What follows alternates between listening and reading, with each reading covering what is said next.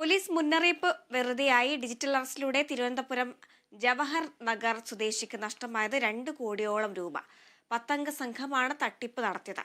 കഴിഞ്ഞ ജനുവരി 14 മുതൽ തുടങ്ങിയ തട്ടിപ്പിനെക്കുറിച്ച് കഴിഞ്ഞ ദിവസമാണ് പണം നഷ്ടപ്പെട്ടയാൾ സൈബർ ക്രൈം പോലീസിന് പരാതി നൽകിയത്.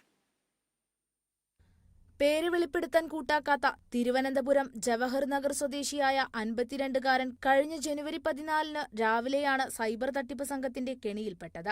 ടെലികോം റെഗുലേറ്ററി അതോറിറ്റിയിൽ നിന്നെന്ന പേരിൽ ഫോണിൽ വിളിച്ച 1-ാം പ്രതി പരാതിക്കാരൻ സാമ്പത്തിക തട്ടിപ്പ് കേസിൽ ഉൾപ്പെട്ടിട്ടുണ്ടെന്നും തുടർ നടപടികൾക്കായി കോൾ CBI ഇൻസ്പെക്ടർക്ക് ഫോർവേഡ് ചെയ്യുകയാണെന്നും നിർദ്ദേശം നൽകി.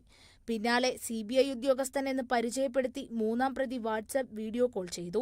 ഡിജിറ്റൽ അറസ്റ്റ് ചെയ്തിരിക്കുകയാണെന്നും വിവിധ ബാങ്കുകളിലെ അക്കൗണ്ട് വിവരങ്ങൾ കൈമാറാനും ആവശ്യപ്പെട്ടു. പിന്നാലെ തട്ടിപ്പ് കേസിൽ നിന്ന് രക്ഷപ്പെടാനെന്ന പേരിൽ പ്രതികൾ നൽകിയ വിവിധ ബാങ്ക് അക്കൗണ്ടുകളിലേക്ക് കഴിഞ്ഞ ജനുവരി 14-നും 22-നുമിടയിൽ 1,84,15,993 രൂപ പ്രതികൾ കൈപ്പറ്റുകയായിരുന്നു. കബളിപ്പിക്കപ്പെട്ട വിവരം ഏറെ വൈകി തിരിച്ചറിഞ്ഞ 52-കാരൻ കഴിഞ്ഞ ദിവസമാണ് തിരുവനന്തപുരം സൈബർ ക്രൈം പോലീസിന് പരാതി നൽകിയത്. BNS 318, 319, IT നിയമത്തിലെ 66D തുടങ്ങിയ വകുപ്പുകൾ ചുമത്തിയാണ് തട്ടിപ്പ് സംഘത്തിനെതിരെ കേസ് രജിസ്റ്റർ ചെയ്തിരിക്കുന്നത്.